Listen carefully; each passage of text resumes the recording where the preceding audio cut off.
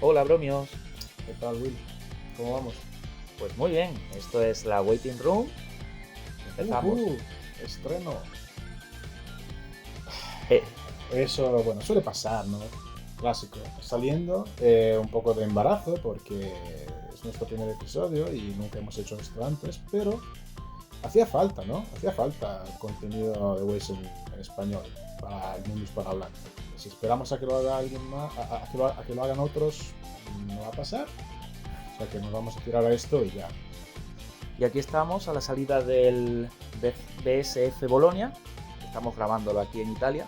Sí, ahora mismo es después del día 2, cuando estamos grabando. Sí, hoy ha terminado ya el evento completo, entonces vamos a hablar un poquito de qué es el BSF y del evento en sí.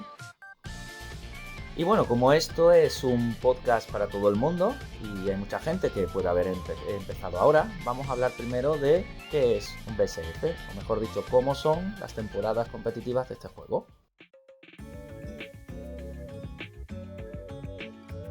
Tenemos dos formatos, eso hay que decirlo. El BSF es parte del formato de las cartas en edición en inglés, que es el formato que tiene más soporte, digamos, por parte de Bushiroad.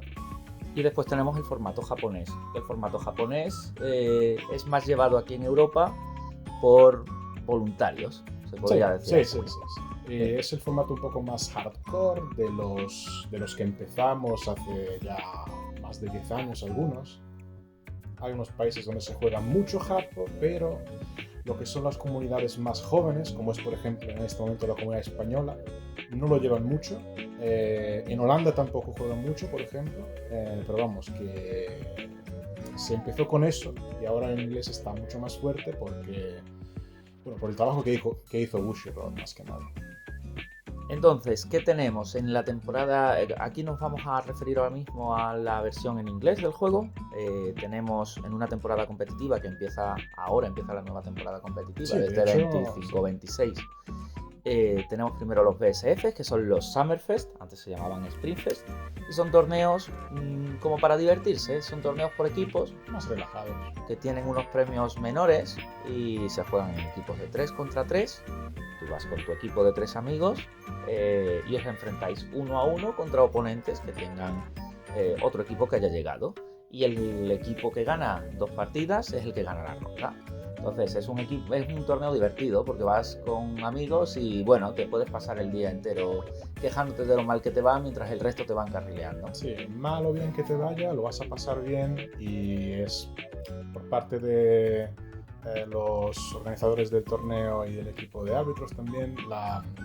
Hay mucho enfoque en la experiencia de los jugadores para que todo el mundo lo pase bien y no haya momentos de feedback. En el BSF, de todas formas, los premios son pequeños, porque realmente lo que tenemos que es una promo para el equipo ganador. Sí, y unos tapetes unos tapetes para el top 4. Algunos años son bastante guapos, otros no tanto, pero bueno. Digamos que este año yo creo que el mejor premio es el tapete. Sí. Y este año nos han puesto en vez de un trofeo una banderola. Banderola para el equipo ganador, para colgarlo en... Elección curiosa, pero bueno, por lo menos la trajeron en todos los torneos hasta ahora. Es divertida la elección. Después la temporada sigue con la temporada de BCS, que es el Bushiroad Championship Series, que son clasificatorios al Mundial. Sí, es el circuito que te califica directamente para la final, para el campeonato del mundo. O sea que claramente es bastante más competitivo el ambiente, se va más con ganas. Sí, los árbitros tenemos que tener un poquito más de cuidado con lo que hacen los jugadores, pero además lo más importante de este circuito es que es individual. Aquí vas 1 a 1, 1 contra 1 y la parte de que sea más competitivo hace que también pues haya un poco más de todo tipo de roces, hay torneos que van peor, torneos que van mejor. Hombre, es que como hay mucho en juego, pues también se entiende que se calienten un poco los ánimos y que no sea un ambiente muy diferente al del BSF, donde uno va concretamente a pasarlo bien con sus colegas y tal, mientras que durante el BCS pues va uno más a ganar, va uno más con ganas. Y todo esto lleva al Mundial, que es un torneo único de un tamaño reducido, suele ser más pequeño que los propios Suele ser BCS. bastante más pequeño los Y BCS. eso conlleva también un meta diferenciado de los propios BCS. Y bueno, hoy vamos a hablar de los BSFs porque es la temporada que acaba de empezar. Entonces, en primer lugar, esta temporada tenemos en Europa 7 torneos. No está mal, ¿eh? No está mal, es uno más que otras temporadas. Sí. Y para América Latina, que esta temporada tiene 2 torneos. Un poquito reducido el circuito. El circuito de BCS tiene más torneos normalmente. Sí. Aunque por lo que sé, los colegas de América Latina están muy contentos con tener algo, porque hubo años que no tenían nada y entonces pues tener 2 torneos esta temporada de BSF con perspectivas de tener 2 más o 3 más en otoño es muy hype para ellos. Entonces, esta temporada de verano, los 7 torneos que tenemos, pues hemos empezado esta temporada en Italia y durará hasta septiembre, finales de septiembre, con el último torneo que lo tendremos en España, en Sevilla. Entonces ahora vamos a hablaros un poquito de cómo es el meta esperado en estos torneos y cómo han ido los 2 primeros torneos de la temporada.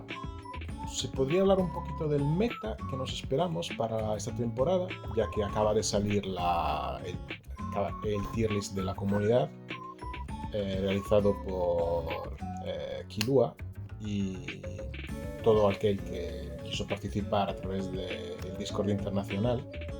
Ofrece, digamos, el tier list no es la verdad absoluta, pero ofrece una buena panorámica de tanto de los decks que son populares como que del nivel de fuerza percibido por la comunidad relativamente a ciertos decks.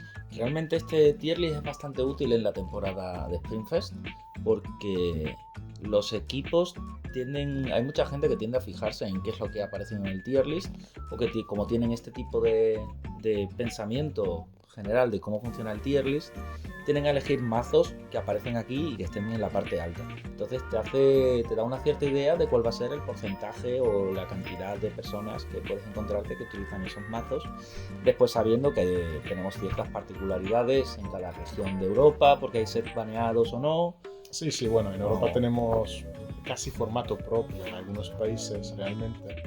Por ejemplo, vamos a tener en julio el BSF de Hungría y hay un montón de sets que no se van a poder jugar, por lo tanto va a ser un meta muy particular, muy único.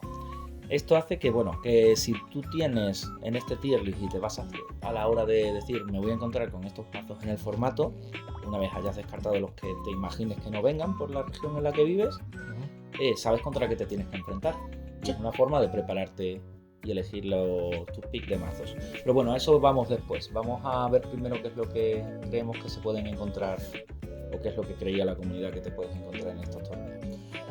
Bueno, a ver, creo que todos sabemos, bueno, todo el que está un poquito metido en esto sabe muy bien que el deck más popular, el deck más injusto, podría ser.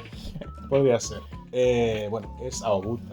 Es Aobuta o Chodor, porque luego hablaremos de otros. Rascal Doesn't Dream of Bunny Girl Senpai y los demás nombres que tiene esta serie, que son muchos. ¿Qué se puede decir que ya no se haya dicho acerca de este deck? Porque decimos que es unfair. Es unfair porque tiene uno de esos finishers, exactamente como el Chainsaw Man, el de Chainsaw Man, del que os acordaréis, o mejor, si no os acordáis, mejor para vosotros, pero es más o menos como ese, en el sentido que termina haciendo que todo lo que sucedió anteriormente en la partida es irrelevante. El finisher por sí solo puede ganar o perder la partida sin que lo que ha pasado anteriormente tenga ningún efecto. Sí, es uno de estos mazos que entran en la categoría que sería como agnósticos a la partida, agnósticos al oponente. Le da exactamente igual lo que el oponente esté haciendo durante la partida. Tu objetivo es, yo voy a preparar mis manos, yo voy a estar a la distancia necesaria y voy a subir al 3 antes que el oponente. ¿Lo logro? Te mato, si el oponente está al rango de kill. Que en el caso de Aobuta, pues puede ser incluso el 2-0 o incluso el 1-6, dependiendo de cómo está el día. tiene una componente aleatoria muy, muy grande y bueno, claro, eso le da mucho alcance, pero también crea unas situaciones donde no termina haciendo absolutamente nada. Y esto es uno de los puntos que veremos después a la hora de elegir los mazos, que Aubuta funciona mejor cuanto mejores sean los oponentes. Si el oponente no tiene climas en el mazo, te va a hacer 0 de daño. Así es. Entonces, bueno, es el tier 1, pero es el tier, o como el mejor mazo del formato, pero el mejor del mazo del formato sabiendo que tiene que jugar contra gente buena. Lo que pasa es que el meta del Summerfest suele ser... vamos, hay una densidad bastante alta de jugadores que no son tan buenos como para que Aubuta sea la elección mejor para todos. De hecho, como dijimos anteriormente, que es un torneo con un ambiente mucho más relajado, mucho más tranquilo, que vas a ir con tus colegas a divertirte. Igual va a venir también pues alguien que no suele apuntarse a todas las temporadas competitivas, que posiblemente haya empezado a jugar hace poco. Y contra esos, precisamente, Aubuta no va a tener la misma letalidad. Y aquí entonces podríamos introducir el segundo mazo que consideran en esta tier list mejor del formato, que sería uno que funciona perfectamente contra nuevos y contra viejos, que sería Nino, el Quintillizas 8 standby. Este mazo va a dominar la mesa completamente y no tiene tantísima distancia de kill, no puedes salvar las partidas de la nada cuando estés muy mal, pero te puede permitir, si eres capaz de mantener tu ventaja o de conseguir cierta ventaja durante la partida, cerrar partidas de cualquier forma. Su punto de fuerza realmente es ese, que es muy consistente y consigue realizar su plano de juego todas las partidas, o bueno, casi todas, porque es Waze. Aparte, otra cosa que tiene muy injusta esta Nino es, digamos, el level 0 que te busca cualquier personaje en el mazo y te lo pone en la waiting. Poner una carta en la waiting en cualquier momento de la partida cuando estás jugando contra un standby que te la va a poner en juego, hace que turnos 1 puedas acabarlo con una o dos 1-1 Ninos preparadas para hacerte un combo, estando tú todavía de nuevo en el nivel 0 el próximo turno.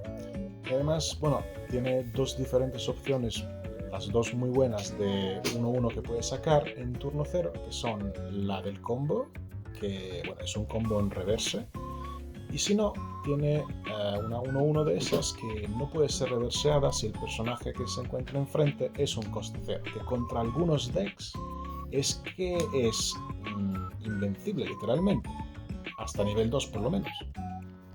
Tercer deck que se encuentra en el tier más alto, aunque no sea realmente el peor de estos tres, es Seven Deadly Sins, específicamente el arquetipo que ganó el último mundial, es decir, Stock Soul Pants con el finisher, el Hendrickson, que es un deck muy agresivo, que tiene un combo de nivel 0, el Stock Soul tiene un combo con un personaje de nivel 0 que puede ser activado a partir del primer turno de la partida potencialmente, si es que tu mano lo permite, y acumula recursos de manera muy eficiente, y luego tiene un finisher con un alcance muy alto y herramientas de descompresión para poder impactar el deck del oponente y hacer que el finisher sea lo más efectivo posible según la situación en la que te encuentres. En el caso de SDS, digamos que el set está construido, o estos mazos están construidos en torno a intentar poder abusar del nivel 0, lo cual hace que, como tú puedes utilizar varios combos de nivel 0 y atacar múltiples veces sin perder mano, casi estés haciendo un daño masivo comparado con el balance normal de un juego al oponente. Y eso hace que muchos mazos que necesitan prepararse el nivel 1 o incluso estar bien en el nivel 1 para llegar al nivel 2, les rompes la partida y les saca mucha ventaja con eso. Seguido de que tiene un finisher que tiene también ese componente aleatorio que tiene Aubuta, porque son tiros C4, pero tiene comprobarte la primera carta, que si ves un clima cuando te comprueba la primera carta es casi partida garantizada. Y bueno, lo dicho, que tiene acceso a un stock swap de verdad y no de remezclar de esas. Un saludo a los amigos de Barcelona y al pan caducado. Y una Fumio también, que las dos pueden hacer mucha diferencia al momento de ir a intentar matar. Y en esta tier list de la comunidad, después de estos tier S, tier 1 que llamaron, hay otros cuantos destacados que queremos destacar, fundamentalmente 3. Serían el recién llegado Nike, que es el mazo más reciente en el formato, concretamente el Door Standby. Este Nike Door Standby es un mazo que lo que consiste es en ir intentando drenar al oponente de todos sus recursos. Tú vas a ir acumulando una gran cantidad de stock limpio que te lo puedes permitir gracias al combo de nivel 1, al chequear el top 2, poner una carta limpia, dejar una carta limpia arriba, que si es de nivel 2 o superior, además se va directo al stock, y después triggerear una segunda carta, con lo que generas bastante stock y al haber sido comprobado es bastante limpio. Sumado a que este combo de nivel 1 es un combo fuerte, que con el clima son 7000 y si le has dado el chequeo de 2 pasa a ser 8000 y en defensa es 6000, con unos backups bastante fuertes también, el backup de 3500, etc. Y tiene un trigger, que tampoco está mal. Sí, el combo de nivel 1 con trigger. Eso hace que tengas un mid-game bastante potente que te permite acumular bastantes recursos para, acto seguido, empezar en cuanto llegas a nivel 2 a curarte con las alis que te devuelven cartas del clock a la mano, que además te sirven para recolocarte a veces cartas y poderte recuperar la carta que quieras, para poner en juego distintos tipos de defensa, ya sea la carta que necesitas para tirar el tap counter, ya sea la carta que gira personajes del oponente, ya sea algún assist de fuerza, ya sea prepararte el finisher. Puedes hacer muchísimas cosas con estos stand-by según cómo sea la partida. Y eso hace que pongas un muro que el oponente no pueda siga sin poder romper, perdiendo cartas. En el mismo tier tenemos otro arquetipo de Nike también, que es un arquetipo bastante más rarillo. Es el que utiliza la finisher del bar, que es la finisher de la que todos hablaban cuando se estaban haciendo los spoilers, y la finisher que realmente todos temían que fuese a romper el juego. No es así, se ha comprobado que no es así. El deck tiene potencial para ser muy peligroso, pero al mismo tiempo no tiene la consistencia suficiente para representar una amenaza de verdad.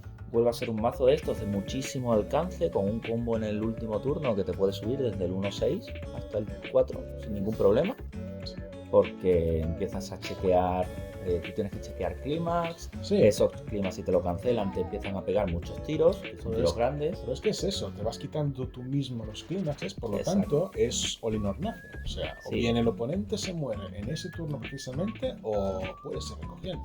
O sea, ese mazo yo creo que es el mazo más agresivo de jugárselo a hacer un combo que he visto en general en todo el juego. Sí. O sea, es casi a niveles de Tokyo Revengers. O sea, vas a por... Lo apuestas todo en ese turno de finish. Después de Nike, aunque tiene otras cuantas versiones que todavía no están muy probadas, el siguiente mazo que habría que comentar, aunque sea ahora mismo de pasada, sería Slime. Slime ahora mismo, desde el último ban, ha perdido bastante fuerza, no está viendo mucho juego en las mesas y la popularidad lo ha bajado del tier 1 al tier 2, pero eso no quiere decir que sea malo, hay que tener cuidado con él. No, claro, a ver, malo, Slime, no. Sigue siendo consistente. Se ha llevado una hostia importante y pues eso, que comparado con la temporada anterior, cuando estuvo aterrorizando el meta, no tiene nada que ver con lo que fue, pero sigue siendo un deck que seguramente alguien va a decidir jugar por su popularidad y porque le tienen cariño. Y además va a ganar algún torneo seguro, porque si Chainsaw Man con el baneo pudo ganar un torneo individual la temporada pasada, Slime, por mucho baneo que tenga, no es un baneo tan fuerte como el de Chainsaw Man, es solo un baneo a la consistencia, así que si tú tienes un día que es consistente, puede ganar sin ningún problema, y más en un torneo de tríos. El otro que hay que mencionar, sí o sí, aunque no nos guste mucho, a nosotros personalmente, es Overlord. Tomb of Nazarick, que Overlord no se puede. Bromas aparte. Overlord parecía que tenía que morirse. Y ha sido el que sobrevivió después de tener el baneo más fuerte. Increíble realmente lo que pasó con Overlord. Llegaron noticias de Estados Unidos que Overlord en tops, que Overlord ganando, y no nos los podíamos creer.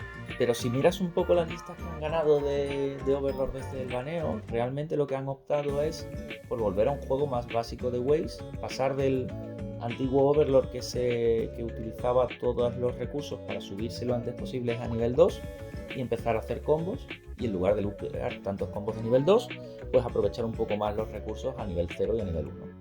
Bueno, eso ha tenido un impacto, seguro, pero al mismo tiempo yo creo que el factor de mayor impacto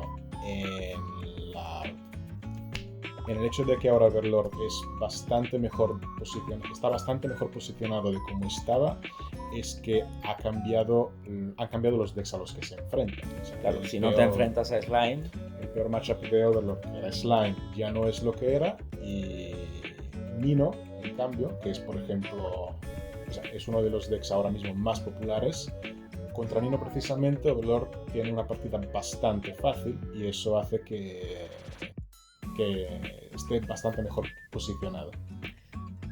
Entonces el ban a Overlord, que fue a la consistencia, quitándole fundamentalmente todas las cartas de robar, tanto la de robar una haciéndote un daño, como la de robar 2 y descartar 2. Aunque haya sido un baneo a la consistencia, sigue teniendo muchas otras herramientas. Entonces ahora puedes utilizar esos recursos pues, para buscar tu combo y aprovechar que ya no tienes un Hexproof en mesa enfrente que te pueda liquidar, o que no están mazos de otras temporadas, para intentar sacarte el combo adelante. El ambiente es más favorable y nos ha sorprendido a todos, realmente. Y no solo a nosotros, sino en general. Y bueno, estos serían como los 6 arquetipos fundamentales que vais a encontrar ahora, porque son los que están más arriba de la tier list, los que todo el mundo se plantean en jugar. Hay otros sets distintos que se jugarán, pero como vamos a comentar lo que se ha jugado en los 2 primeros torneos de la temporada, ahí podemos hablar de ellos. O sea, es un meta bastante abierto, hay como unos 10-12 mazos viables. Pero estos son los más importantes. Y vamos a pasar ahora a hablar entonces de los BSFs de esta temporada. Los 2 primeros que se han realizado esta temporada, el primero ha sido en Estados Unidos con 65 equipos, y el segundo ha sido aquí en Bolonia, que ha sido 12 personas, ha sido uno individuales porque no hemos tenido suficientes jugadores en equipos. Entonces vamos primero con el de Estados Unidos, que sería un poco más meta relevante, diríamos, por la cantidad de jugadores. Es más representativo, sin duda. Hay más o menos lo que nos esperábamos, porque hay muchos Aobutas, hay un par de SDS, hay muchas quintillizas, no solo Nino, sino también Miku y Tsuki.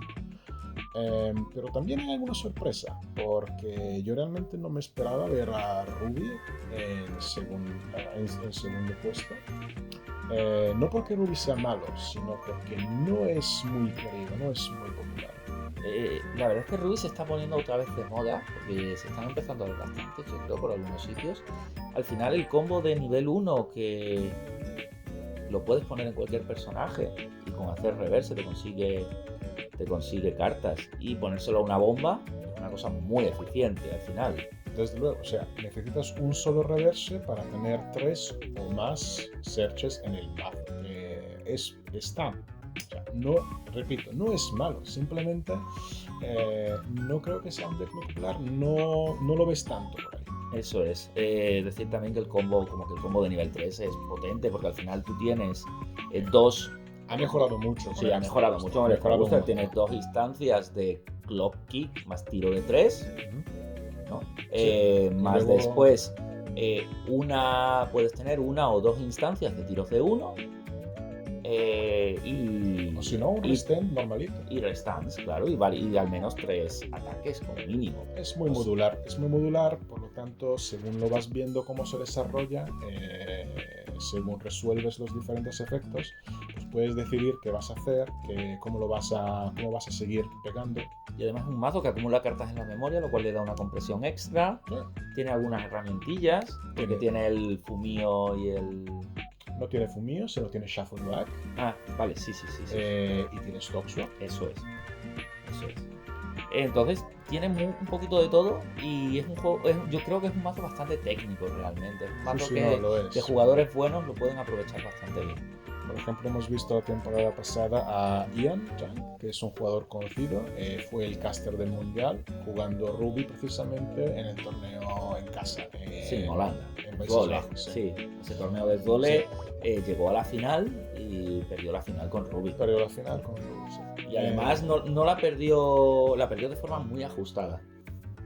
Pero vamos, que sí, o sea, Ruby, buen deck, muy técnico. Me sorprende ver 2 en este top, simplemente porque no es muy popular, pero, o sea, merecidísimo. Y después, por supuesto, está Aobuta, lo que esperábamos. Y además, en la cantidad que esperábamos, porque de un top 8, de 8 equipos, hay 4 Aobutas.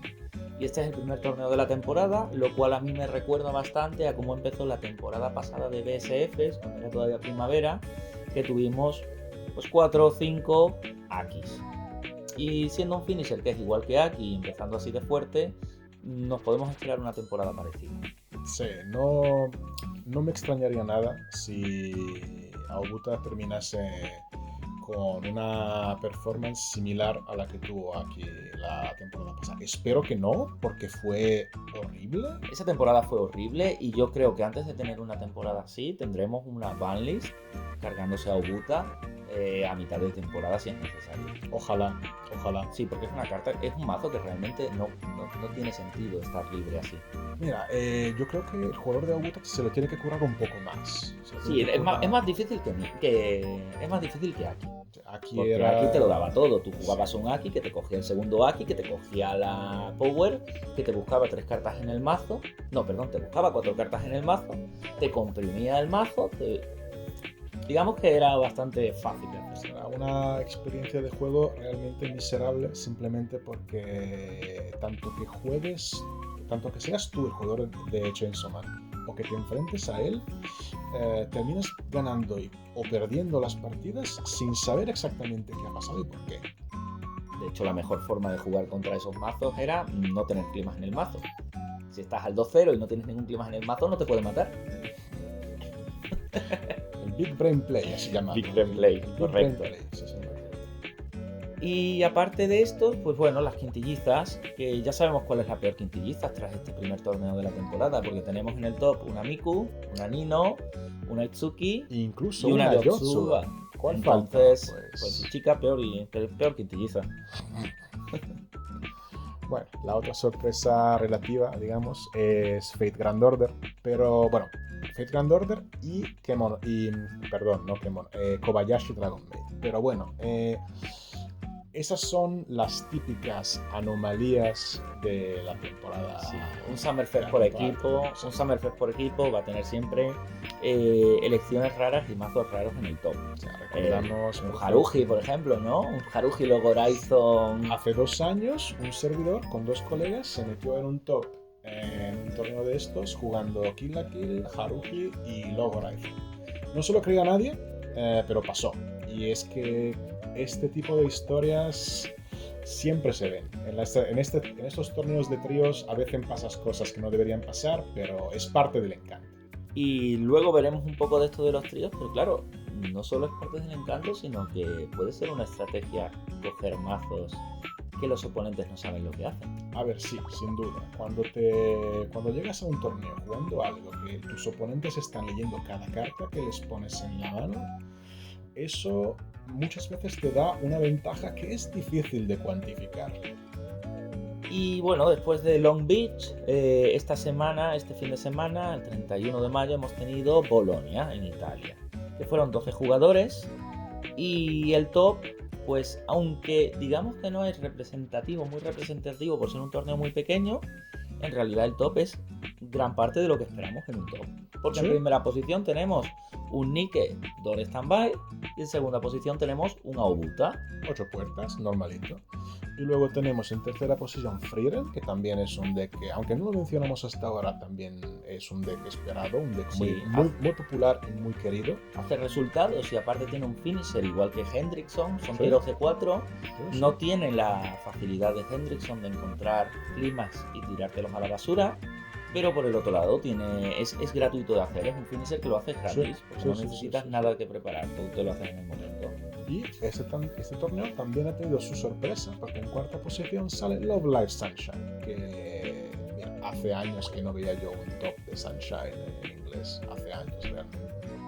Bueno, fue una lástima que solo fuera un torneo así tan chiquitito, porque 12 jugadores, claro, posiblemente vaya a ser el torneo más pequeño de la temporada, con diferente también.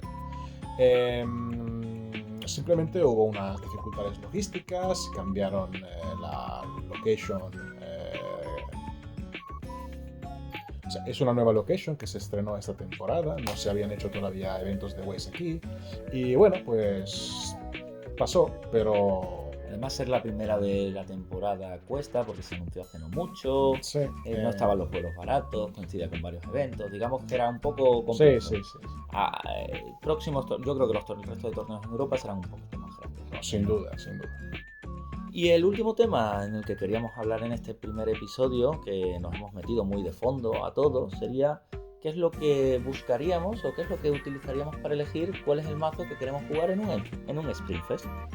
Sí, hay unos criterios que tienen que... A la hora de elegir el mazo, ¿no? O sea, muchos van con el deck que les gusta, con el deck al que le tienen más cariño. Pero si uno solo quiere pensar un poco, pues sí que se pueden hacer unas consideraciones para encontrar el deck correcto y las decks correctas.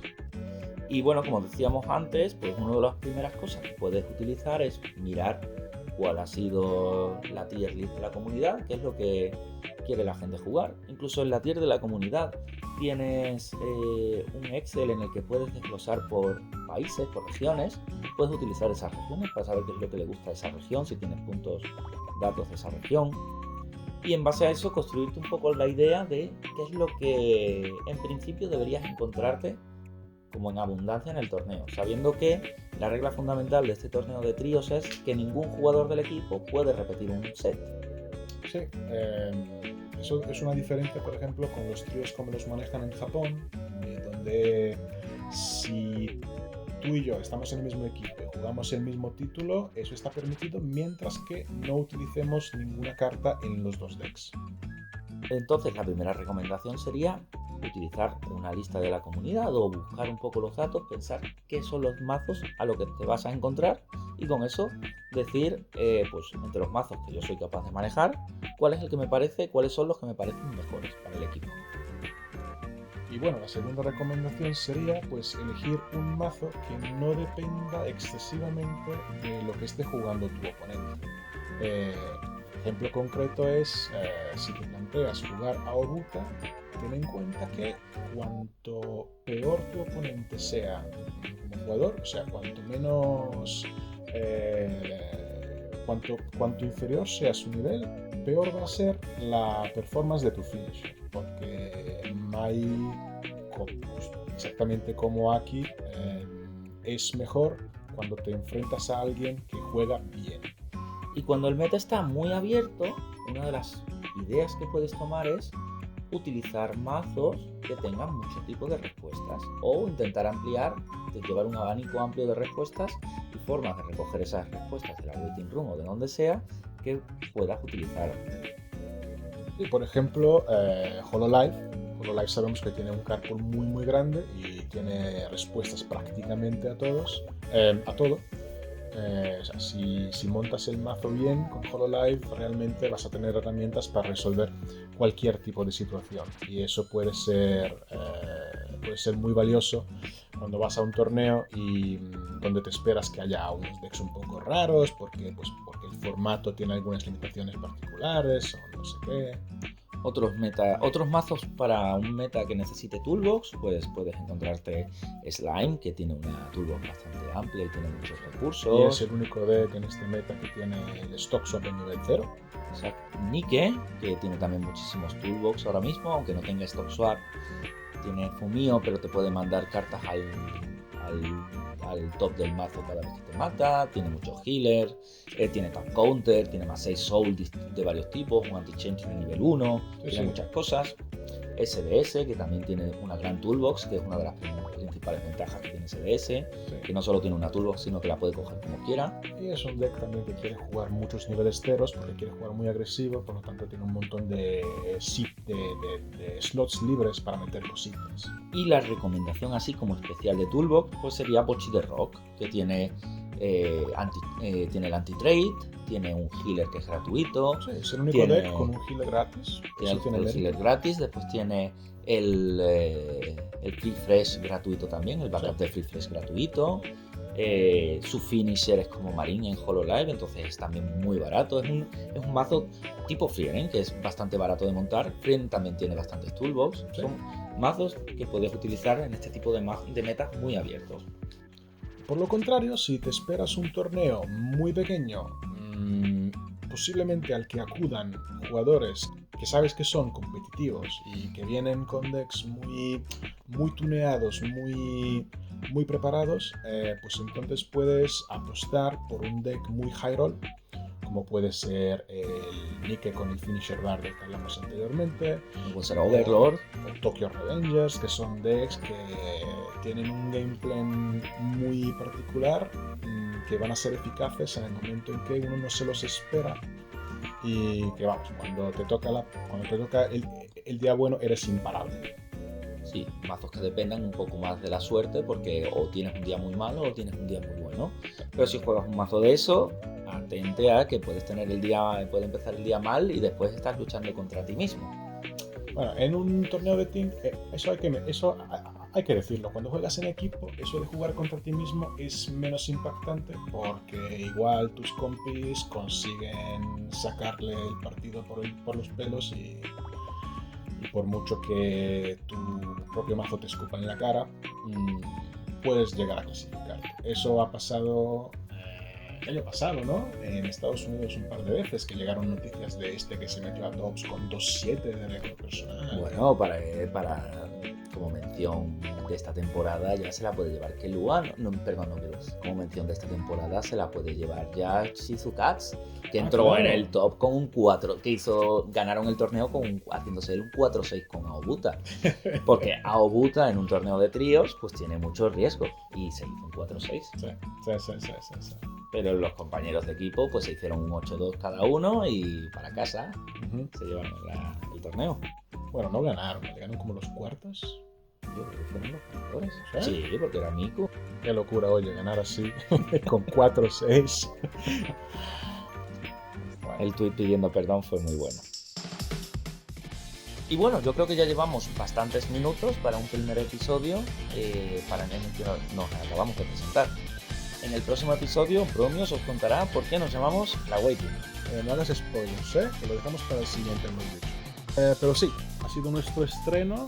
Esperemos que haya sido informativo.